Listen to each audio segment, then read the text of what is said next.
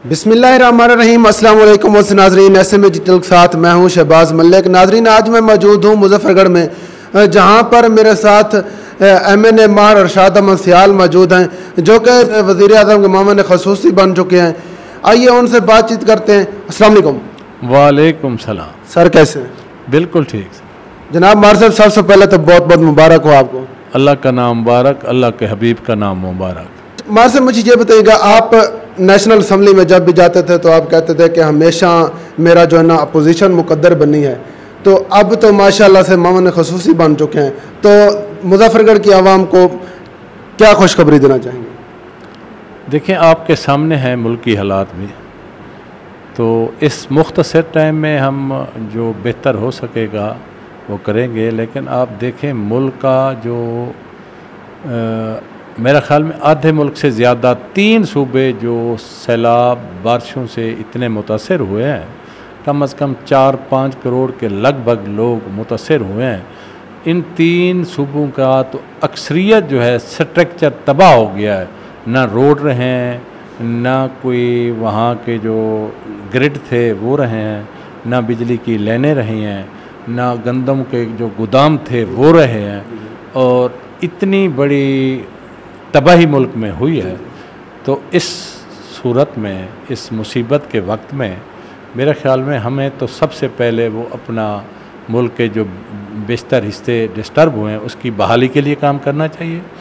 और जो सैलाब से मुतअस्सरा लोग हैं, जो लोग शहीद हुए हैं, और उनके वर्सा की इमदाद करनी चाहिए।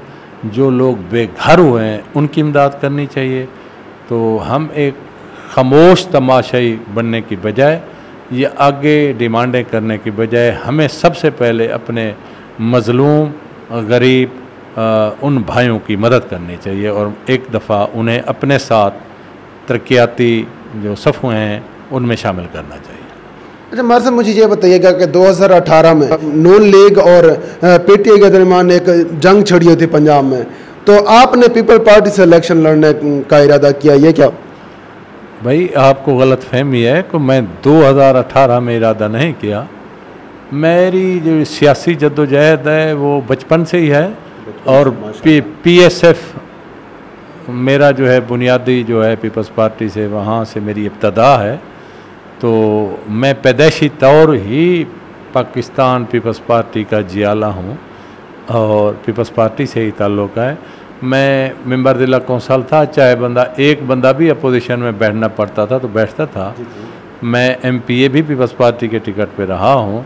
मैं यूनियन नाज़िम भी पीपल्स पार्टी की वजह से था और हूँ। आज अल्लाह के फजल से MNA भी हूँ। तो पीपल्स पार्टी में तो हमारा जीना मरना है, हम उसके साथ हैं, चाहे धूप हो चाहे छाए हो। अच्छा मार साहब, मुझे ये बताइएगा कि कहा यह जाता था कि मुजफ्फरगढ़ जो है ना ये मिनी लाड़काना है, तो क्या अब भी है? देखें, अब है तो 3 MNA बने हैं, बल्कि 4 हैं। और ये एक इस चीज़ का एक सबूत है कि सराइकी खित्ते से हमारी लीडरशिप को कितना प्यार है। जितनी हमारी सीटें हैं मुजफ्फरगढ़ से, सबको उन्होंने वज़ीर बना दिया है। ये और कोई जमात करती है? ये पीपल्स पार्टी की इस खित्ते से, सराइकी बेल्ट से और मुजफ्फरगढ़ की आवाम से इतनी मोहब्बत है, तो हमारी लीडरशिप ने, हम 4 लोग हैं, चारों को वज़ीर बना दिया। मार साहब, मुझे जब बताइएगा, नेशनल असम्बली में सराइकी स्पीच से बहुत मशहूर हुए हैं, तो पगड़ी भी पहनी होती है जब भी आप नेशनल असम्बली में जाते हैं, तो इसके पीछे क्या राज है? वो हमारी सकाफ़त है, विरसे में मिली है, इसके राज की क्या बात है। मेरे वालिद साहब पगड़ी पहनते थे, तो मुझे तो उस पर अमल करना चाहिए, हर वक्त पहननी चाहिए। लेकिन अब दुनिया तब्दील हो गई है, पगड़ी वाले को तो कोई बंदा अच्छा नहीं समझता, लेकिन कभी कभार हम पहन लेते हैं। और हमारी ख्वाहिश है कि हमारी सकाफ़त, हमारे कल्चर, हमारे बुज़ुर्गों की रिवायात कायम रहें। ये बताइएगा कि सराइकी स्पीच करने पे 1-2 बार आपको रोका भी गया कि उर्दू में स्पीच करें, तो क्या कहना चाहिए? नहीं, वो उनकी जो सोच थी वो ये थी कि रिकॉर्डिंग होती है हमेशा, तो आप उर्दू में कर लें तो वो अपना जो भी है नुक्ता नज़र उसे उर्दू ज़बान में पेश करें। लेकिन मेरी ख्वाहिश थी कि मेरी मादरी ज़बान सराइकी है, तो मैं सराइकी बेल्ट की नुमाइंदगी करता हूँ। सब सराइकी आवाम के जो हकूक़ हैं, मसाइल हैं, उनके अपने ज़बानी मैं बयान कर सकूँ, ताकि मेरे सराइकी खित्ते के लोगों को जो एहसास महरूमी है उन्हें कम अज़ कम थोड़ा सा सुख तो मिले कि हमारा कोई नुमाइंदा इस आला ऐवान में बैठा है जो हमारे हकूक़ की आवाज़ बुलंद कर रहा है।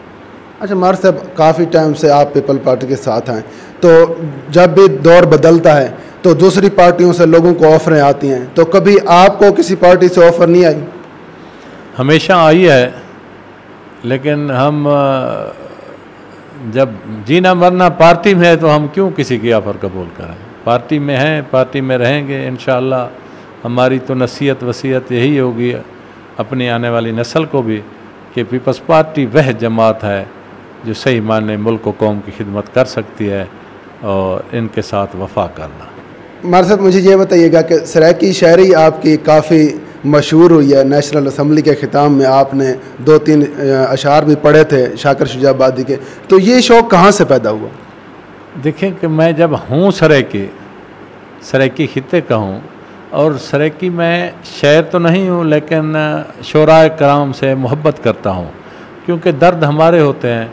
शोराए कराम अपने अल्फाज से, खूबसूरत अल्फाज से जो उन्हें अता है कुदरत की, उसके ज़रिए हमारे दर्दों को खूबसूरत अंदाज में बयान करते हैं, हमारे मसाइल को उजागर करते हैं।